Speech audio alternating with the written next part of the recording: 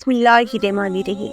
جب حضور صلی اللہ علیہ وسلم کی پیدائش ہوئی تو عرب کا رواج تھا کہ بچے کی پیدائش کے بعد اسے دودھ پلانے والی عورت کے گھر بھیج دیا جاتا تھا تاکہ بچہ گاؤں دیہات میں رہ کر بچپن سے ہی مضبوط بن جائے۔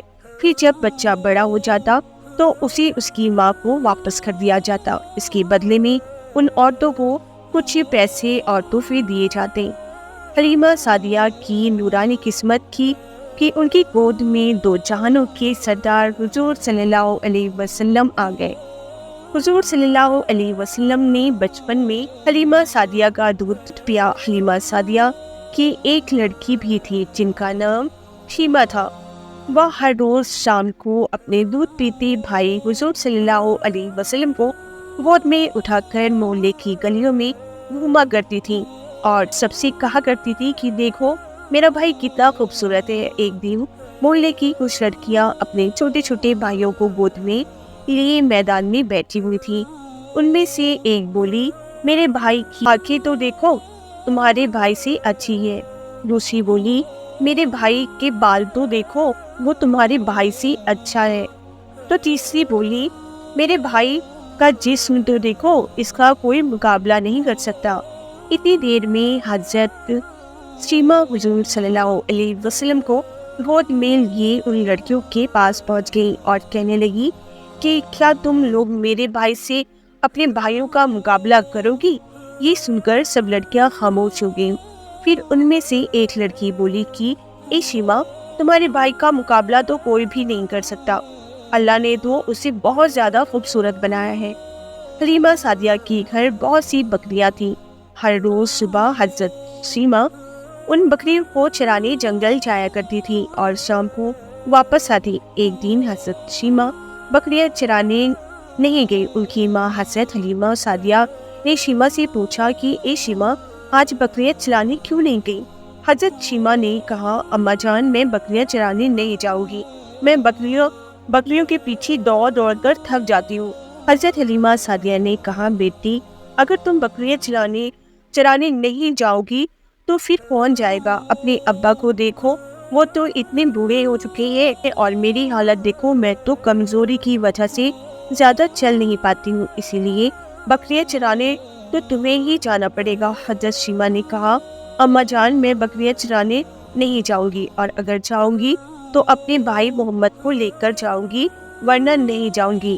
حلیمہ سعدیہ نے کہا، شیمہ، تم پاگل ہو گئی ہو، تم وہاں بکریوں کو سنبھالو گی یا محمد کو سنبھالو گی؟ لیکن حضرت شیمہ نے کہا کہ اماں جان، اگر آپ میرے چھوٹے بھائی محمد کو بھیجو گی تو ہی میں جاؤں گی، ورنہ میں نہیں جاؤں گی۔ حضرت حلیمہ سعدیہ کو بڑا تعجب ہوا اور اپنی بیٹی شیمہ کے سر پر ہاتھ پھیرتے ہوئے کہا، شیمہ، صحیح سے بتاؤ، اصل معاملہ کیا ہے؟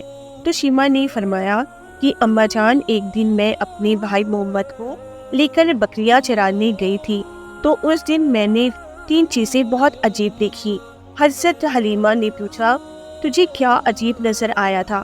شیمہ نے جواب دیا کہ اماں جان، جس دن میں اپنے بھائی محمد کو لے کر بکریاں چرانے گئی تھی اس دن بہت تیز دھوپ تھی، لیکن میں جیسے ہی گھر سے بکریوں کو لے کر باہر نکلی تو میرے اوپر ایک بادل نے سایہ کر دیا، اور جب تک میں بھائی محمد کو لیے رہی، ایک بادل کا سایہ برابر میرے اوپر رہا اور مجھے اس دن ذرا بھی دھند نہیں لگی۔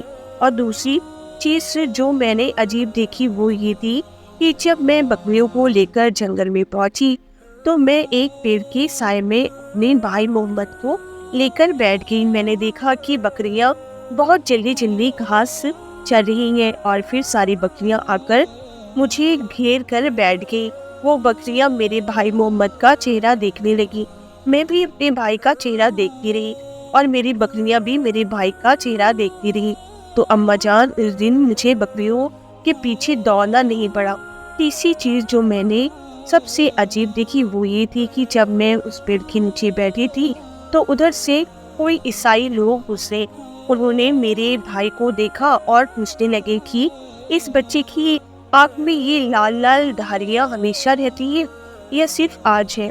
میں نے کہا، میرے بھائی کی یہ دھاریاں ہمیشہ رہتی ہیں۔ یہ سن کر ان لوگوں کے چہرے کا رنگ بدل گیا اور انہوں نے میرے ہاتھوں سے میرے بھائی محمد کو اپنی گود میں لے لیا اور اسے پیار کرنے لگے اور مجھ سے کہنے لگے کہ اے لڑکی، یہ لڑکا ہمیں دے دو، یہ آنے والی نسلوں کا نبی ہے، ہم اپنی کتاب میں اس کے بارے میں پڑھتے آ رہے ہیں، یہ آگے چل کر بہت بڑا انسان بنے گا، ساری دنیا اس کے پیچھے چلے گی۔ تو اماں جان، جب وہ ان لوگوں نے میرے بھائی کی تعریف کی تو مجھے بہت اچھا لگا۔ حضرت شیما حضور صلی اللہ علیہ وسلم سے بہت محبت کرتی تھی اور انہیں ہر وقت گود میں لیے محلے کی گلیوں میں گھوما کرتی تھی اور اپنے بھائی محمد کے لیے شاعری پڑھ کر اللہ سے دعا کرتی تھی کہ اے اللہ، میرے بھائی محمد کو سلامت رکھنا اور بڑا ہو کر اسے سب کا سردار بنانا۔ یا اللہ، میرے بھائی محمد کو ایسی عزت دینا کہ دنیا میں ایسی عزت کسی کو بھی نہ ملی ہو۔ اے اللہ، میرے بھائی سے جو لوگ نفرت کرے، آپ انہیں ہلاک و برباد کر دینا۔ دن گزرتے گئے، حضرت شیما بھی بڑی ہو گئی اور اللہ کے رسول بھی بڑے ہو گئے اور اپنے گھر مکہ آ گئے۔ اسی طرح اس بات کو سالوں سال گزر گئے اور اللہ کے رسول کو اللہ کی طرف سے نبی بنا دیا گیا۔ پھر مکہ کی زندگی کے بعد حضور صلی اللہ علیہ وسلم مدینے کی طرف ہجرت فرمائی اور پھر مدینے میں رہتے ہوئے کافروں سے بہت سی جنگیں ہوئی۔ جب وہ خیبر کی جنگ ہوئی تو اس جنگ میں مسلمانوں کو فتح حاصل ہوئی اور خیبر کے یہودی قیدی بنا کر اللہ کے رسول کے سامنے پیش کیے گئے۔ اللہ کے رسول اس وقت اپنے خیمے میں کچھ صحابہ اکرام کے ساتھ بیٹھے ہوئے تھے۔ تبھی ایک صحابی خیمے کے اندر آئے اور کہا کہ اے اللہ کے رسول، باہر ایک عورت کھڑی ہے، وہ کہہ رہی ہے کہ میں تمہارے رسول کی بہن ہوں۔ یہ سن کر حضرت صلی اللہ علیہ وسلم کو بہت تعجب ہوا کہ میں تو اپنے باپ کا اکلوتا لڑکا ہوں، نہ تو میرا کوئی بھائی ہے اور نہ ہی میری کوئی بہن، تو یہ میری کیسی بہن ہے جو اس بات کا دعویٰ کر رہی ہے؟ حضور صلی اللہ علیہ وسلم نے اس صحابی سے کہا کہ تم اس عورت کو اندر بھیج دو۔ جب وہ عورت اندر آئی تو یہ کوئی اور نہیں بلکہ حضور صلی اللہ علیہ وسلم کی بہن شیما تھی۔ وہ بہت بوڑھی ہو چکی تھی، اسی لیے حضور صلی اللہ علیہ وسلم انہیں پہچان نہ پائے، کیونکہ بچپن سے اب تک پورے 58 سال گزر چکے تھے۔ اسی لیے حضور صلی اللہ علیہ وسلم نے حضرت شیما سے پوچھا کہ تم کون ہو؟ میں نے آپ کو پہچانا نہیں۔ پھر حضرت شیما نے حضور صلی اللہ علیہ وسلم کو سب کچھ یاد دلایا کہ یہ اے اللہ کے رسول، بچپن میں حلیمہ سعدیہ کے گھر میں ہی آپ کو سارا دن گود میں اٹھائے محلے میں گھوما کرتی تھی اور اپنی سہیلیوں سے کہا کرتی تھی کہ میرے بھائی کو دیکھو، کیا اس سے زیادہ خوبصورت آج تک تم نے کسی کو دیکھا ہے؟ حضرت شیما حضور صلی اللہ علیہ وسلم کو بچپن کی بہت سی باتیں بتاتی جا رہی تھی، لیکن حضور صلی اللہ علیہ وسلم کو کچھ بھی یاد نہیں آ رہا تھا۔ آخر میں حضرت شیما نے اپنے کندھے پر سے چادر ہٹاتے ہوئے کہا کہ اے اللہ کے رسول، شاید آپ کو یاد ہو کہ آپ نے بچپن میں میرے کندھے میں ایک بار بہت تیز سے کاٹا تھا، اس کا نشان آج تک میرے کندھے پر پڑا ہوا ہے۔ وہ نشان دیکھتے ہی حضور صلی اللہ علیہ وسلم کو سب کچھ یاد آ گیا اور پھر اٹھ کر اپنی بہن کو اپنے پاس بٹھایا۔ حضور صلی اللہ علیہ وسلم نے اپنی بہن کے لیے اپنی چادر بچھا دی۔ حضرت شیما نے حضور صلی اللہ علیہ وسلم کی یہ شان شوکت دیکھی تو صحابہ اکرام کا اتنا بڑا لشکر حضور صلی اللہ علیہ وسلم کے آگے پیچھے چلتا ہے تو حضرت شیما کو اپنے بچپن کی وہ دعائیں یاد آنے لگیں جو وہ اللہ سے اپنے بھائی محمد کے لیے کیا کرتی تھی۔ وہ حضور سے کہنے لگی کہ اے میرے بھائی، میں بچپن میں آپ کو گود میں لے کر گلیوں میں گھوما کرتی تھی اور ایک شاعری پڑھ کر اللہ سے دعائیں مانگا کرتی تھی کہ اے اللہ، میرے بھائی محمد کو سلامت رکھنا اور بڑا ہو کر اسے سب کا سردار بنانا۔ یہ کہہ کر حضرت شیما کی آنکھوں میں آنسو آ گئے اور کہنے لگی کہ اے اللہ کے رسول، آج میں اپنی دعاؤں کو قبول ہوتے دیکھ لیا۔